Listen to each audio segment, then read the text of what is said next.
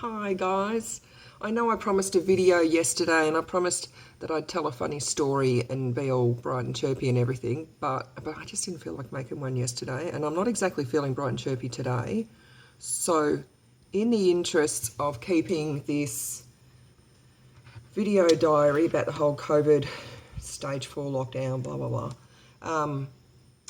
I'm going to keep it real, and I'm not feeling bright and chirpy today. I'm not mad anymore. I'm feeling quite sad today. So I thought I'll share that anyway, even though it's not positive, it's negative feelings, because that's how a lot of us are feeling. Some of us are feeling like that all the time throughout this lockdown. Some of us are feeling it sometimes. I'm someone who's feeling it sometimes. Today is one of those sometimes, and I'll tell you why. I have some friends on my Facebook, and I won't say their jobs. I can't say what their jobs are, but they are legitimately allowed to be out after curfew patrolling the streets. That's all I can say. And they've been posting some photos, and it's in a way, and Dan did it as well. I think it was not long after midnight hit on, I don't even know what fucking day it is anymore, but Dan posted some photos of a lot of the really busy, normally busy freeways around Melbourne and some of the busier intersections. You've probably seen them. If you've turned your internet on, you've probably seen them. Just of these busy intersections, completely empty. And it's kind of really cool to see that, because we'll never see that again, hopefully, in our lifetimes. We haven't had a pandemic like this for 100 years, 101 years. So it's just really interesting and kind of cool to see Melbourne looking like that. But at the same time, it made me get quite teary. Every time I see those photos, it makes me quite teary, because it's like they say a picture tells 1,000 words, and seeing those images it's just showing, it's a snapshot of how everyone is feeling, like really lonely and alone and isolated. It's just a bit, and I love this city. I love Melbourne. I genuinely really love Melbourne, and to see it, even though streets aren't, they don't have any feelings or anything, but it makes me feel a bit sad to see my town so empty. So that's been making me a little bit sad. Also, I found out today, now I want you all to go and fact check this as well. Like I said the other day, don't just take my word on it. I've been and fact checked it. One of my friends posted on Facebook that we're not allowed to, we're still allowed to exercise every day, but we're not allowed to actually drive to where we want to exercise. And I saw that and I thought, oh, there's my microphone in my lap. Hope you could all hear me. You will have been able to, because I had it under a blanket the other day and everyone knew it was fine. But yeah, so she was saying that you're not allowed to drive to go and get your hour of exercise. And so I thought, well, I'm going to check that, because that sounds a bit bullshitty to me, even though she put a screenshot up and it looked really official as well. So I went and I checked it, and it's true. Now I've got a little bit of beef with it, because I looked on my Australian government COVID app, and there was nothing on there about not being allowed to drive to exercise. And when I say drive, like I drive down to the beach, it's about 2.5 k. So I'm not breaking, didn't think I was breaking any rules there. So yeah, I couldn't find anything on the Australian government COVID app on my phone saying that you're not allowed to drive to get your exercise. So then I went and looked up the thing, and I'm going to read over my phone again. It was labelled on the screenshot that she had, stay-at-home directions, restricted areas, number 7, official. So I just put that into a Google search, and this is and it came up with something from the dhhs.vic.gov.au site, which I had also looked on when I couldn't find anything on the COVID app. Looked on there and it said pretty much just, the same thing as what the COVID app says. But this is like if you go deeper and you actually go into the publications, right? Which most of the public isn't going to do. So hang on, I'm just going to shift this and hope nothing falls down, and I'll read it out for you. Stay-at-home directions, restricted areas number 7, official. And if you're interested, it's on page 3 of 17 if you want to look it up as well. Where a person leaves the premises under subclause 1D for exercise, the person must not leave their premises for a period longer than 1 hour or use a vehicle except where it is not reasonably practicable for the person to undertake exercise without using a vehicle. And of course there's exceptions, you know, like if you need disabled access and all that sort of thing. And that's all fair, that's all reasonable. I've got no beef with that. My only beef is that general public, unless they go deep in that website, isn't going to know that. So I'm hoping that they either make it known to the public that you're not allowed to drive your car to go and exercise, or they're a bit compassionate and don't actually fine people for not knowing, although the law says that ignorance of the law is not an excuse for breaking the law. So, but you know, it's, as Dan keeps saying, this is all brand new. None of us have ever done this before. We've got to work it all out. So hopefully they work that one out. Now that made me sad as well, because number one, I love going to the beach. And now, and hear me out, because I went over my own thought processes for why this triggered me to feel so sad. Which I think, I would hope lots of people can do. Not everyone can. Anyway, I went over why that triggered me to feel quite sad. And there's a few reasons. Number one, I do really like getting down to the beach. It's somewhere where I can ground myself. I literally get down to the beach and I'm just like, I've actually been known. I've been walking on the pier sometimes, because I live right near the beach and I love walking out on the pier. And I've been walking on the pier like all by myself, and I'm sort of just like this, because I just like love to feel the fresh air on my face. And you know, down the beach there's always a breeze, and I have to remind myself, put your arms down, open up your eyes, people can see you here.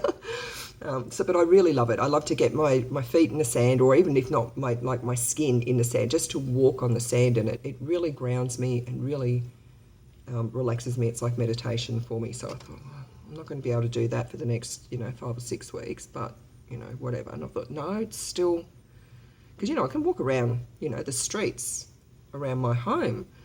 And then I thought, that bothers me, because there's a reason that I don't just walk around the streets where I live, because I'd be walking on footpaths which is concrete, and I have problems with my feet and my shins.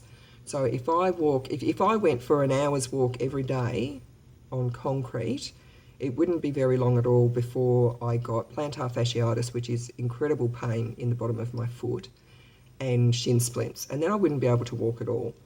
And that's just what happens to me when I walk on concrete. And I don't get that at the beach, because I'm either walking on sand or I'm walking on a boardwalk which is made of wood, and there's a lot more give in it than concrete.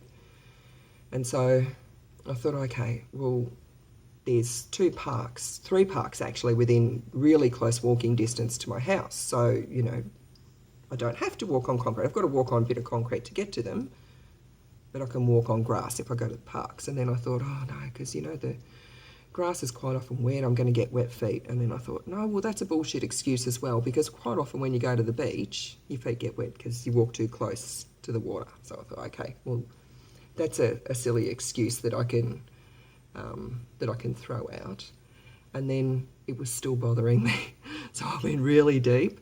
If any of you have been with me for the last few years, if you're a regular here and wondering why the fuck I'm not making my regular videos and I'm just making these COVID videos instead, you'll know that I come from a place where I've lost phenomenal amount of weight. I'm about 80 kilos down at the moment, and I got that way. I had weight loss surgery, but part of how I maintain my health and my fitness, which is so very important to me now, is I exercise. I'm really big on exercise. And I know within myself that I what works for me is going to the gym. I haven't been able to go to the gym because of all the restrictions, and I know that I won't be able to go to the gym probably realistically for at least another 6 weeks, if not more like 3 months, because we won't, when we finish stage 4 restrictions, we're not going to just finish. We'll go back to stage 3 restrictions, and stage 3 restrictions is still no gym.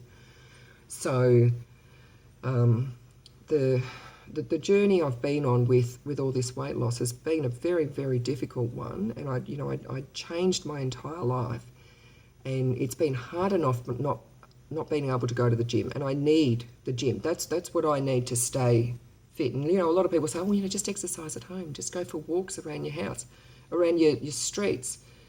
Exercising at home and going for walks isn't enough for me. It's enough to keep a very baseline of fitness for me, but it's not enough. I need the real cardio that I get when I go to the gym, because I can get on the bike, or I can get on the cross trainer, or the rowing machine or whatever. I can't run. I've tried running before. That's the sort of cardio I would need if I were doing it from home, but I'm not a runner. I can't run. It damages my body. I just had an ultrasound the other day on my hip because I have a 9 centimetre something. They don't know if it's a hematoma or a fluid collection or a tear or a thickened tendon from inflammation from damaging it from the last time I ran. So I think that's why it triggered me as well, because I've effectively had my gym taken away from me for the foreseeable future. And at least I had the beach where I could go for a good hour's long walk, and now that's been taken away from me as well, because I can walk to the beach from my house, but by the time I got down there, I'd have maybe 10 minutes down there, and I'd have to turn around and come home again. So, but I might still do that. I might go and stand at the top of the hill, look at the beach and feel the breeze, and then come home. I don't know, but I'll work it out. It's not forever. And then I thought as well, there's going to be a lot of people who are very, very lonely, who live alone, and they've already got mental health issues. And previously they would have, if they were within a 5-kilometre radius of other people, they would have been able to meet up with them somewhere and go for a walk with them. But they can't do that now because they can't drive. And most people walk at around about 4 or 5 kilometres an hour. So even if they were on the outside of that 5 kilometres, even if they walked, they'd be able to walk half an hour, say, oh, hi, and then they'd have to turn around and go back home again. So unless these people know someone who lives within walking distance of them, they're not going to be able to even walk with people. But then I thought about that further. I've been doing a lot of thinking today, and I guess that without trying to look for loopholes or anything, I'm talking about people who are really, really lonely and are at risk and really need to be able to walk with someone. That would come under care. I guess you would be allowed to drive within your 5 kilometres to go for a walk with someone. I don't know. And don't take that as me telling you that that's what you're allowed to do. That's just where my thinking goes with all of this. And the other thing that's made me very, very sad today is poor Dan. I watched his press conference again today. Oh, fucking hell. The media needs to lay off. I know the media needs to report the news and everything, but they need to do it with some fucking respect, and they need to listen for a start. I so many times see them or hear them asking questions that have already been answered, and then reporting incorrectly. Like Dan was saying, he was going over the what's happening with the abattoirs and how the abattoirs that deal with red meat are going to be reducing down to 66% of their workforce. And he was saying, but don't panic. Please don't panic buy. There's plenty enough for everyone to go around as long as people don't, panic buy. And he was really clear on that. Please don't panic buy. Don't go and buy up all the food. Have some respect for people who for everyone who needs some food, and we don't want anyone going hungry. And if people just are reasonable and don't panic buy, we'll have enough for everyone. There is no need to panic buy. There will be enough of what everyone needs. He said, you might not get the cut of meat that you want. You might not get exactly how much you want, but there will be enough for everyone. Then the news reports, abattoirs being reduced to 66%. Nothing about don't panic buy or there'll be plenty for everyone. Just, abattoirs are being reduced to 66%. Why? Why don't they report it properly? And then they were, so I actually, I made myself notes today so I wouldn't forget anything. And now I can't even read what they say. I'm too sad today to be able to think straight. Oh yeah, and then the media, and they asked him this repeatedly. They just kept actually badgering him about the modelling. They can sort of predict to a degree, if they have enough data, what the figures might look like in a week or 2 weeks, or what they may have looked like had we not gone to these higher restrictions. So they were saying, it's been reported that we'll be going up to 1,000 people testing positive, 1,000 people a day within the next week. And Dan just kept saying over and over, I don't have any figures on that. That's not the modelling that we haven't projected that. And he got someone else who knows what they're talking about. And they were badgering him as well, and then Dan had to step in to say, look, we've got nothing with those figures. We've got nothing that says we're going to go up to 1,000 positive cases, positive tests per day. There is nothing saying that. We don't know that at all, But the media just kept badgering him, just asking over and over and over, and he kept saying, no, we don't have that. There is nothing saying that is going to happen. We don't, I mean, it might, but he said there is nothing in the modelling to indicate that. And then, after the press conference, the media's reporting, we're expecting up to 1,200 cases a day within the next week. That's irresponsible reporting, and it has to stop. And then they were I won't even say badgering, they were bullying him, fully bullying him. This is a man who, as far as I'm aware, is working 7 days a week, doing so many press conferences. Do you know what? If I were Dan, I'd just be putting out a media release and not even doing these conferences. Certainly not every day. Not for these fuckers who just don't listen and don't report accurately anyway. They were badgering him about this judicial inquiry into all the bullshit that happened with the hotel quarantine. And they were just really just going at him and at him and at him. And he just kept saying, look, I take full, I'm taking this on. There's a judicial inquiry. I made that judicial inquiry. I said, we need a judicial inquiry. You need to have a judicial inquiry on how I have handled this. So he's taking responsibility for it. And they just kept going at him and at him and at him. And he just kept repeating himself over and over that he can't comment on that. It's not for him to judge. It'd be like him judging himself. And he's put it onto someone else, which is the right thing to do. It's just absolutely... And I can't believe that Danny's even being attacked over this. Just say, I was in charge of the people in quarantine in hotels, right? I've got no qualifications to do that.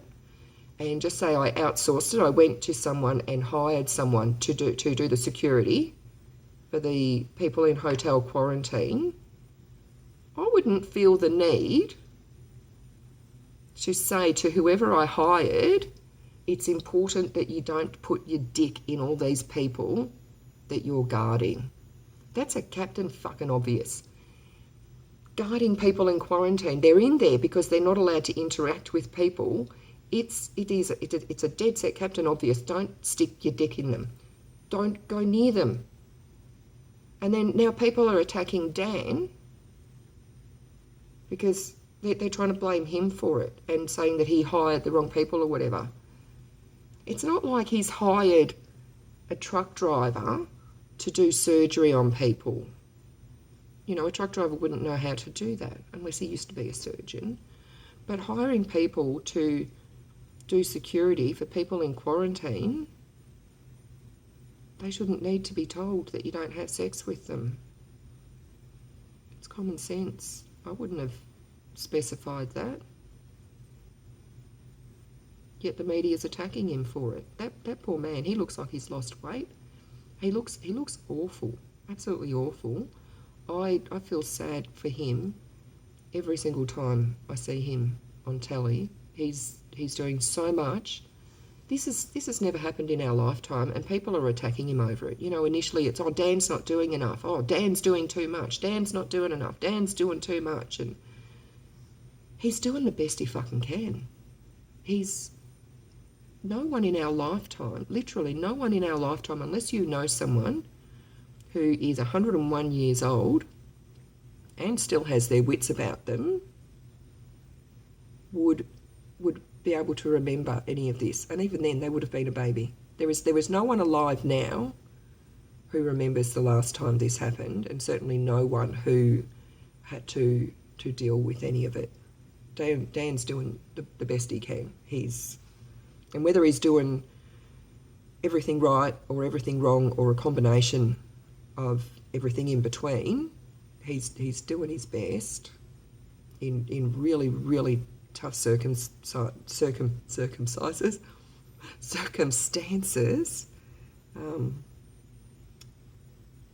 I hope he's got someone, I hope he's got family looking after him. I hope he's got a good team around, and not just looking after, you know, his facts and his figures and you know, and all that sort of stuff that a politician has to do.